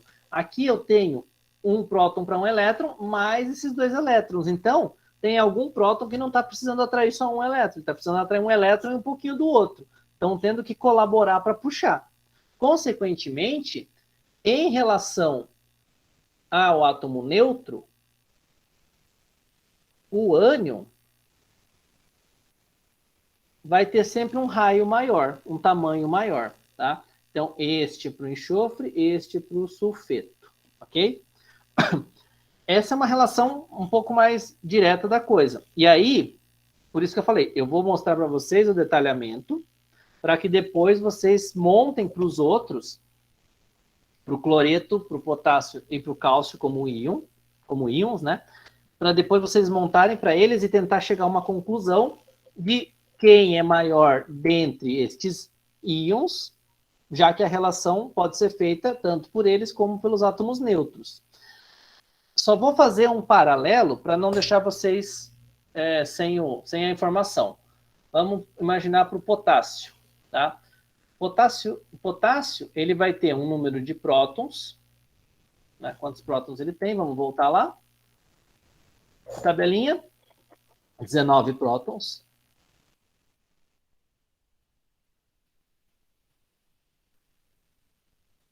E 19 elétrons. O potássio mais tem 19 prótons e 18 elétrons. Por quê? Porque se ele é mais, significa que ele perdeu um elétron. Lembra sempre, é ganhar e perder elétron, tá? Nunca ganhar próton, nada disso, nem nêutron, tá? Ganhar e perder elétron. Se ele perdeu um elétron, ele ficou com menos elétrons. Então, olha só, aqui era 1 para 1. O mais e o menos. Aqui não é mais 1 para 1, porque agora sumiu um elétron. Então, os prótons lá do núcleo conseguem puxar com mais facilidade, porque agora tem um elétron a menos, um próton está disponível, então ele está podendo ajudar um outro a puxar. Então, em relação ao átomo neutro, o cátion é sempre menor, porque agora eu fico sobrando prótons em relação aos elétrons que estão em volta, tá? Fica com o raio próximo do argônio e o cloreto também. Como saber quem é maior? Vou deixar essa questão, Elenilson. Ó, a pergunta do Elenilson foi, vou deixar... Oi, pergunte, Ana. A comparação de raio. Uhum. A gente vai fazer a distribuição. Isso. E aí eu vou comparar com a distribuição dele neutro e da outra. Isso. Então, são duas etapas. A primeira você compara com ele neutro, porque isso daí não está pedido no exercício, mas é aquela parte igual. Todos os cálculos que têm que ser feitos, comparo. Agora, o que vocês vão comparar? Entre os íons, que é o que pede o exercício, entre o sulfeto, o cloreto, o potássio mais e o cálcio 2 mais, tá? Qual deles é o maior e qual é o menor? Aí, o Elenilson perguntou. Nesse quesito, o S2- fica com o raio próximo ao do argônio. E o cloreto também. Como é que eu sei quem é o maior e quem é o menor? Eu vou deixar para vocês, né, para vocês tentarem elaborar esse raciocínio, e depois a gente discute, eu deixo lá na gravação, ou a gente vê no começo da próxima aula, isso é indiferente. Observem o seguinte, não é o raio que vai ficar próximo, é a configuração eletrônica que vai ficar próximo ao do gás nobre. O raio vai ficar diferente por quê? Porque o número de prótons vai se manter. E o número de prótons, vamos lembrar, né? Vamos voltar aqui num parênteses. A massa do próton, que é quase igual à massa do nêutron, né? Ó, ela é muito maior que a massa do elétron. Ou seja, lembra lá quando a gente comentava que a massa do próton vai favorecer a atração, né, forças colúmbicas, carga 1, carga 2, quem tem maior massa vai atrair para mais vai fazer uma força maior, então vai exercer uma força maior. Consequentemente, a quantidade de prótons ainda vai determinar a força maior de atração, tá? Então, apesar de ter uma configuração parecida para todos eles, ou melhor, igual, né, que vocês vão ver depois, a gente vai ter o número de prótons ainda determinando. E aí a gente vai montar. Mas o mais importante de tudo isso é, não tem problema chegar numa, entendeu? Beleza. Não tem problema chegar numa comparação de raios atômicos e falar assim, entre esse e esse não dá para concluir nada. Beleza. Tem alguns casos que não dá mesmo. Você tem que ir lá e buscar o tamanho. Qual é o tamanho experimental? E aí dizer, sem saber o tamanho, tem alguns que você fica assim, olha, essa força ganha, mas essa perde, então não dá para concluir. E às vezes não dá mesmo, tá? Então, não é tão direto assim e não se preocupem quanto a isso, tá? Beleza, eu vou deixar em aberto. De novo, tudo isso for ficando em aberto, eu quero que vocês tentem fazer nesse período assíncrono, que não precisa ser hoje, né, para vocês fazerem. E aí depois vocês vão me mandando as dúvidas e tal, e eu monto um material complementar a partir do que vocês me mandarem. Se não me mandarem e não tiverem dúvidas, tudo bem, tá? Vocês não precisam ter dúvidas, mas se tiverem, ótimo. Eu prefiro que vocês tenham. Vocês mandem para mim, porque eu sei aonde trabalhar, tá? Então, esse fica como um exercício para a gente discutir. E aí, até dá tempo da gente discutir isso aqui ainda. Ele pede para a gente pegar o ácido sulfídrico, o H2S, dizer qual o tipo de ligação predominante, o átomo que se comporta como delta+, e a geometria molecular. Tá? Para a gente não ficar correndo em 10 minutos eu tentar falar de tudo e vocês saírem daqui falando não entendi nada, não é esse o objetivo, eu vou começar com vocês aqui, e a questão de geometria, que também é essa aqui, ó, né, que é um exercício só de geometria, que fala das estruturas de Lewis, que seria o nosso último, eu vou deixar depois gravado para vocês, mas né, vocês fiquem à vontade para tentar fazer primeiro, depois assistir, ou para acompanhar e depois tentar fazer outro. Como eu falei, me mandem dúvidas disso aqui. Só recordando, isso aqui não é conteúdo da nossa parte, é conteúdo de geral 1. Então, tem coisa aqui que vocês já viram, pode falar, beleza, já lembrava de tudo isso, ótimo. Não lembrava de tudo isso, ótimo. Estou com dúvida, ótimo, tá? Isso que eu preciso, saber onde que estamos para a gente poder alinhavar as coisas, tá? Bom, ele quer que a gente pegue essa molécula, o ácido sulfídrico, o H2S, e monte ele sabendo qual é o tipo de ligação predominante. Para saber isso, o que eu vou fazer? Distribuição eletrônica. Distribuição do hidrogênio, que tem um elétron, é um S1. Distribuição eletrônica do enxofre, que tem, que a gente viu agora há pouco ali, ó, 16 elétrons, neutro, né? É o neônio, 3s2, 3p4. E aí nós vamos pensar naquela velha premissa. O que eles preferem? Ganhar ou perder. Mas ganhar e perder para quê? Para atingir configuração de gás nobre. Então, quem são os elementos de menor energia? Gás nobre. Ele quer chegar onde? Na menor energia. É a regra de ouro. Tudo que for espontâneo tende a menor energia, baixamento de energia. Tá? Aquilo é o exemplo que eu sempre falo, né? Vocês preferem vir para a aula ou dormir? Aí agora quem está com a câmera ligada vai falar vir para a aula, né? Tá? Mas eu sei que a resposta sincera é dormir. Então, é o abaixamento de energia, o espontâneo, você vai preferir isso, tá?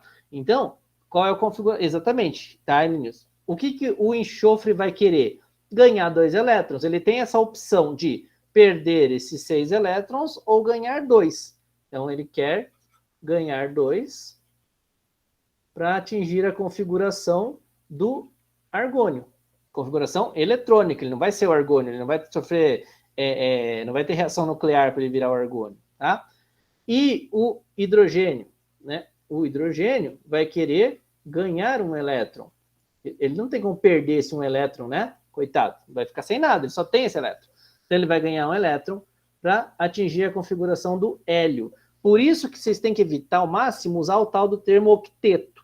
Porque o octeto ajuda a explicar muita coisa, mas o octeto vale para os gases nobres menos para o hélio. E quando você vai olhar lá, o hidrogênio, depois o boro, eles não atingem o octeto, eles não chegam a 8 elétrons, tá? Eles vão a 2 elétrons. Então, o que a gente tem aqui? Hélio, argônio, tá? Agora, se todo mundo quer ganhar o elétron, os elétrons, então a gente não vai ter ligação predominantemente iônica. A gente vai ter uma predominância de compartilhamento, tá? E a predominância de compartilhamento, exatamente, Linilson, vai ser a ligação do tipo covalente. Como que vai ser essa ligação do tipo covalente? A gente vai desenhar por estruturas de Lewis todos os elétrons mais externos, que são os 6 elétrons aqui, ó. Tá? E aqui para o hidrogênio, 1. E vou fazer o compartilhamento desses elétrons.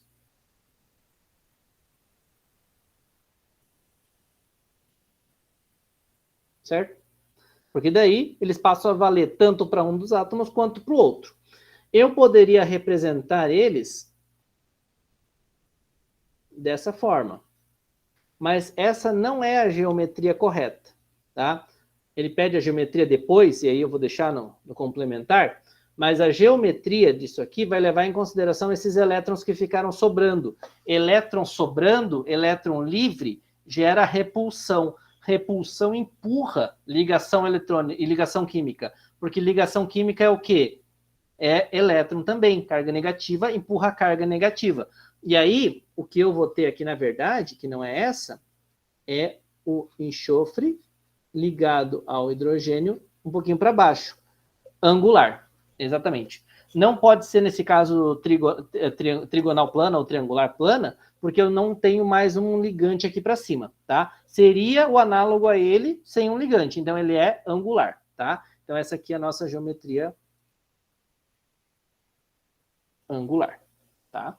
Mas fiquem tranquilos, isso aqui é algo bem mais demorado, né, de se fazer do que concluir assim, tá?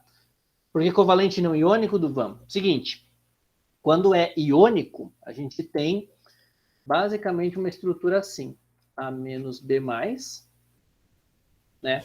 Onde um vai querer perder, o outro vai querer ganhar, tá? Então, um elemento, vamos lá para o clássico, cloreto de sódio.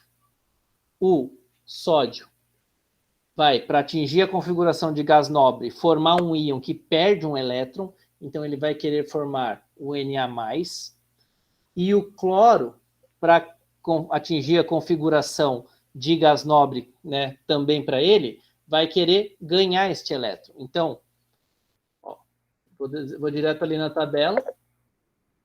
Aqui. O sódio tem 11 elétrons, o cloro tem 17 elétrons. Tá?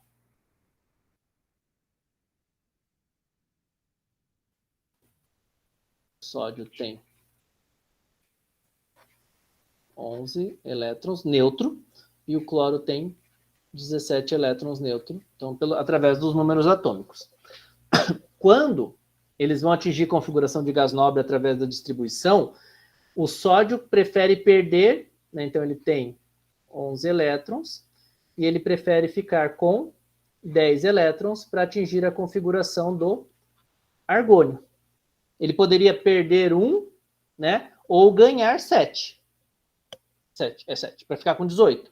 A energia para perder 1 é muito menor do que ganhar 7. Então, ele vai preferir perder esse elétron.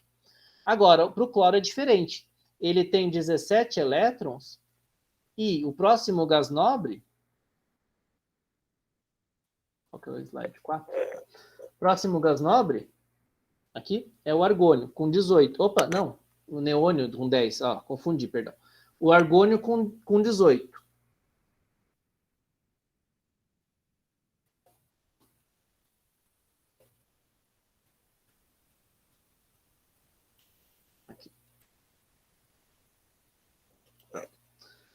Tá? O neônio com 10, tá? E com 18 elétrons, o argônio. Então, ele quer essas configurações eletrônicas, ou seja, quer ficar com esses elétrons. Ele vai preferir perder, e aqui o cloro vai preferir ganhar. E aí, neste perder ou ganhar, é aquela história, não perde para o além, não ganha do além. Ele perde, né? Tem lá o elétron dele lá. Ele doa este elétron para alguém, e este alguém é o cloro que quer receber. Então, consequentemente, o arranjo que eu tenho é o sódio perdendo, o cloro ganhando. Tá? Essa é a forma correta de eu representar uma ligação sendo iônica, que, na verdade, como é balanceada a carga final, né, fica neutro e a gente simplifica como sendo assim. Tá? Em resumo, bem resumido, é isso. Né? Não sei se deu uma clareada ou não ajudou muito. Nossa, ajudou bastante. Claro, né, gente? Assim, ó, é uma pincelada, mas dá para aprofundar se vocês quiserem, vocês só me falam quais são os pontos. Pode falar, Duvan. Essa pincelada foi melhor do que um período todo. Não é, que vocês já têm isso na cabeça, vocês só estão puxando as informações. Ficou claro, professor. Então tá bom. Pode falar. Sí. Quer dizer que quando uma fórmula química tenha ânions ou cátions, eu posso imaginar ou posso puedo decir que se está hablando de um enlace iônico? Uhum. Pode resumir, só que tem que cuidar pela questão, porque se você falar lá dos elementos, quer ver, ó? Dos elementos aqui do bloco D, né, aqui no meio, tem muitos cátions que vão fazer uma ligação chamada de ligação organometálica, que ela é do tipo covalente, mas é positivo e negativo. É uma química à parte, né? Então, só cuida quando for fazer muita relação assim de sempre. Mas, claro, você pode observar que aqui os metais alcalinos terrosos, vão ter os cátions, vão formar os cátions, e aqui nesse canto, aqui, né, nos vários grupos, a gente vai ter vários ânions, e sim, essa combinação vai gerar uma ligação iônica, tá? Em resumo, você pode usar essa colocação. Só cuida, sempre confere, para ver se isso é válido, porque você pode estar falando de um comum, você está falando ferro. Já ferro é diferente, tem lá a hemoglobina, o ferro caminha de outra forma, o tipo de ligação é outro. Entendi, tá obrigado. Nada, imagina. Linus colocou que pedala com nomes em geometria. Não tem problema, tá? Eu vou fazer o seguinte, eu vou colocar depois para vocês um materialzinho de geometria, só para fazer essa revisão. Se eu não tenho, eu vou ver se eu tenho ele pronto. Se eu não tiver, eu monto lá rapidão para ficar mais tranquilo, porque não se preocupem, tá? Nos nomes de geometria, a gente só usa o básico na memória, angular, não sei o quê. Chega lá para frente, se é bipiramidal, se é não sei o quê, é só olhando tabela, porque não é comum a gente usar, tá? Mas fica tranquilo, depois eu coloco lá um extra para vocês, aí vocês já retomam alguns materiais. Bom, só para a gente concluir, então, essa parte da gente concluir a aula, né, fica faltando só a parte de geometria, né, que eu vou colocar para vocês. Ele pede que átomo se comporta como delta mais. Para quem não lembra, o que é delta mais? Significa que quando eu tenho, né, vamos colocar aqui uma molécula parecida, como que a gente viu hoje, ó, a água, né, que tem a mesma geometria, a mesma estrutura, são do mesmo grupo, oxigênio e enxofre. A gente vai ter que observar, por exemplo, a negatividade. Isso é tabelado, tá? Se a gente olha na tabela, qual é o valor de eletronegatividade? Quando a gente olha a eletronegatividade, a gente vê que a eletronegatividade do enxofre é muito maior que a do hidrogênio. Então, a gente vai representar eletronegatividade com essa letra grega aqui, às vezes, que é o Ki. Né? Não é, parece um X, mas é o Ki. Então, a eletronegatividade do enxofre é maior que a do hidrogênio. O que significa eletronegatividade? Tendência de atrair elétrons. Numa ligação, apesar de ninguém ter doado elétrons nem recebido, foi compartilhado, ó, foi feita por compartilhamento, tá? Apesar da relação ter sido feita por compartilhamento, a eletronegatividade mostra que alguns átomos tendem a ter mais os elétrons próximos de si do que outros. Nesse caso aqui, quando a gente olhar na tabela, não sei o valor de cor aqui, a gente vai ver que a eletronegatividade do enxofre é maior que a do hidrogênio. O que significa? Que se eu fosse desenhar as nuvens eletrônicas do enxofre e do hidrogênio, eu teria algo mais ou menos como esse pontilhado aqui, ó. Tá? Algo muito maior, então muitos elétrons em volta do enxofre, poucos em volta do hidrogênio. Mas, de novo, não desfez ligação nem nada, só está dizendo que o enxofre tem mais elétrons próximos. E aí, quando eu represento ligação iônica, eu represento por cargas, mais e menos, né? Que são cargas da ligação iônica. Aqui na ligação covalente eu não tenho carga, ninguém doou nem recebeu elétrons, então eu represento por aquele símbolo, esse aqui, ó, que é o delta minúsculo. Então, este delta aqui menos é onde tem mais elétrons, e este delta mais é onde tem menos elétrons. Então, o delta mais é para quem tem a menor eletronegatividade, no caso, o hidrogênio. O delta menos é para quem tem a maior eletronegatividade, no caso, o enxofre. Então, ó, mais elétrons em volta, delta menos. Por que delta menos? Porque a densidade de elétrons, densidade de cargas negativas, está mais concentrada. Então, eu chamo isso aqui, esse delta, de carga parcial. Vocês vão usar bastante isso em química orgânica, tá? Professor, então, os elétrons do hidrogênio ficam mais próximos do centro do enxofre, ou melhor dizendo, o comprimento da ligação. Isso interfere, exatamente, perfeito, essa é a ideia. Eles vão, o enxofre vai ter mais elétrons por ter maior eletronegatividade, mais elétrons próximo de si. Não quer dizer que a distribuição eletrônica vai ser outra, nada disso. Quer dizer que a ligação está com os elétrons mais próximos. Então, essa atração que ele exerce por eletronegatividade ser maior, encurta a ligação. Então, o comprimento de ligação vai ser menor. Tá? Exatamente. Então, percebam, uma coisa leva a outra, né? O tipo de ligação leva a geometria, que leva o comprimento de ligação, que leva a polaridade, que vai levar semana que vem as forças intermoleculares. Então, tudo é relacionado. Por isso que eu acho que é importante a gente fazer essa pincelada para mostrar para vocês o que eu acho que é importante para vocês reviverem as dúvidas também, tá? Para a gente poder trazer essas discussões aí à tona, né? Já que nem sempre a gente tem tudo muito claro, e isso é totalmente natural quando a gente não usa sempre. Pessoal, eu vou deixar então essa informação, eu vou colocar para vocês esses slides todos lá, esse aqui seria o último, ó, só para mostrar, tá? Vou deixar lá essas informações, vocês vão olhar, provavelmente assistir de novo, tentem completar essa questão da geometria, vou colocar um material complementar de geometria, que eu acho que eu tenho alguma coisa gravada, se eu não tiver eu monto lá, então até amanhã ou depois eu já coloco lá para complementar. Mais importante de tudo, se ficou alguma dúvida, não quis manifestar na aula, não quis perguntar, ficou confuso, coloque, porque daí me ajuda a montar esse material que eu quero deixar, e também nas outras aulas, quando eu for retomar, eu posso trazer aí, né, alguma coisa que tenha ficado em aberto.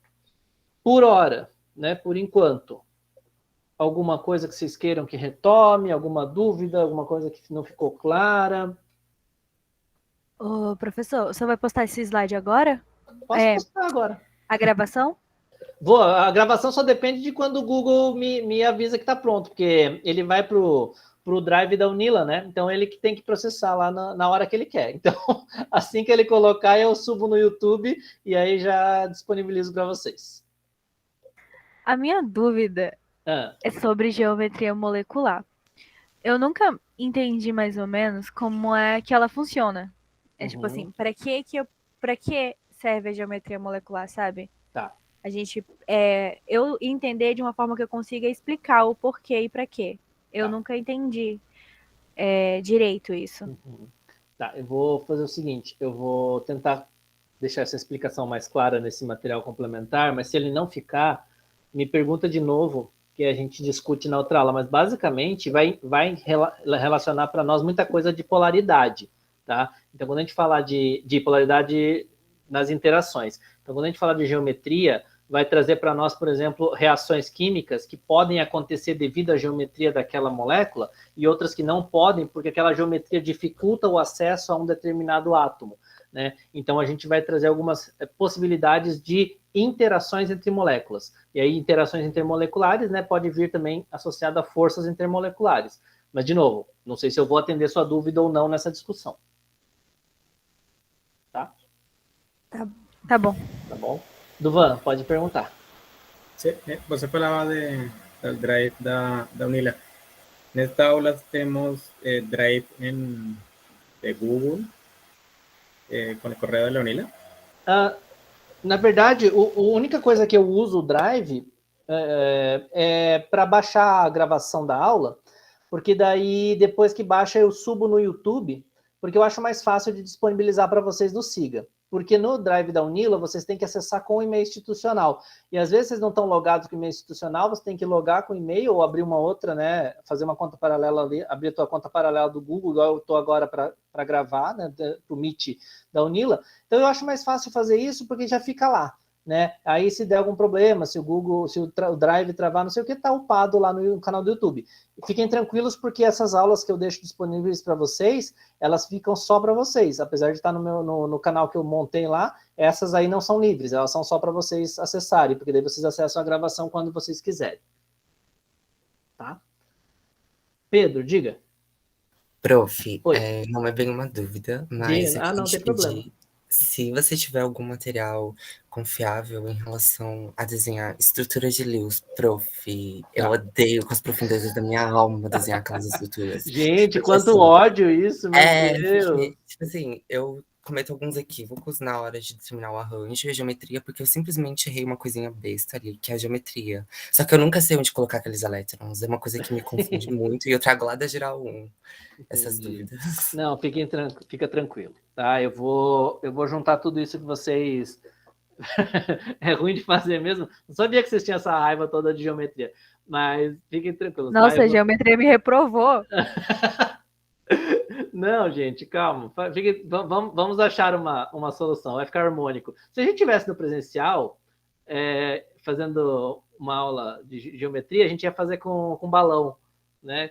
Fazer com balão é divertido, que daí pelo menos a aula fica colorida, dá pra fazer uma foto, né? Mas como não estamos, eu vou tentar montar aí para vocês uma estrutura e coloco. Se não ficar claro, vocês me perguntem de novo, eu monto, a gente vai achar uma forma, não odeie. Vou ter uma meta agora, de tirar o ódio da geometria, né? Então, agora que eu descobri nessa colocação super sincera, não tô aprendendo a amar para ver se eu aprendo, porque no ódio não tá mais dando. Não, vai dar sim, vai dar certo, sim. O problema é desenhar? Não, ó, igual eu falo, vocês vão fazer orgânica, vocês vão desenhar benzeno. De tanto vocês desenharem benzeno na vida, vocês vão falar assim, tá bom, já tô satisfeito, tá melhor do que estava antes, sabe? Então, também, geometria vai ser igual. Vocês vão ficar mais satisfeitos do que já estava antes. Tá? Nossa, meu benzeno é feio demais, credo.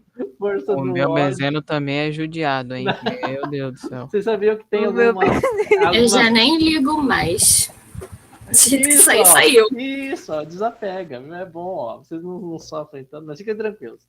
Desenhar, vocês vão criar amor por, né? Não sou ninguém que você não chegou no Benzeno, aí, ó, viu? Pelo menos não tá odiando o Benzeno, já tá bom, viu? Não, eu vou tentar tirar essa força do ódio de vocês aí da geometria. Do Benzeno, daqui a pouco, aí deixa para daqui a pouco, a gente vai tirando aos poucos. A professora Caroline vai com carinho introduzir os benzenos na vida de vocês aí, ó. Aí vocês já vão ficar mais calminhos para desenhar os hexágonos da vida, tá bom? Então, beleza, gente, tá? Fiquem tranquilos, vamos falar sobre geometria, então, num momento paralelo. Ó, só para adiantar, Pedro, aqui no final, né, tem as etapas da estrutura de Lewis que você tanto ama. Tá? Ai, perfeito, é isso que eu queria, prof. Tá. Então tá aqui, tem um passo a passo, é do livro do Brown, tá? Não inventei nada, é do livro do Brown, mas de qualquer maneira eu vou montar no material lá para a gente fazer o passo a passo deles aqui, tá? É um polvo, tem vários polvos na orgânica, tá? Pessoal, se não tem mais nenhuma colocação, então por hora é isso, tá? Eu sei que é um monte de informação. Oi? Não, nada por hora não. Tá, beleza. Eu sei que é muita informação, mas, de novo, não é um conteúdo novo, a intenção é trazer e eu realmente ouvir de vocês o que precisa ser retomado, o que está tranquilo, o que vocês têm dúvida e tal. Façam a digestão dessa aula, revejam, tal, e me mandem, né, o que não ficou claro. Às vezes, se for dúvida pontual, a gente resolve no e-mail lá, beleza? Se não for, eu monto esse material ou eu disponibilizo para vocês alguma videoaula que eu já tenha específica sobre essa temática, tá? Então, muito obrigado, uma boa semana, para quem for apresentar no CIEP, uma boa apresentação, para quem só for assistir, boa semana de integração também, né, e bom restante de semana aí para todos vocês. Boa noite, obrigado, bom trabalho para vocês também, bons estudos, nos vemos por hora na próxima semana. Tchau, até mais, gente. Boa noite, professor. Boa noite. Obrigado a vocês. Até mais. Boa noite, professor. Boa noite. Obrigada, professor. Sempre vai dar aula. Eu que agradeço. Obrigado. Tchau. Valeu.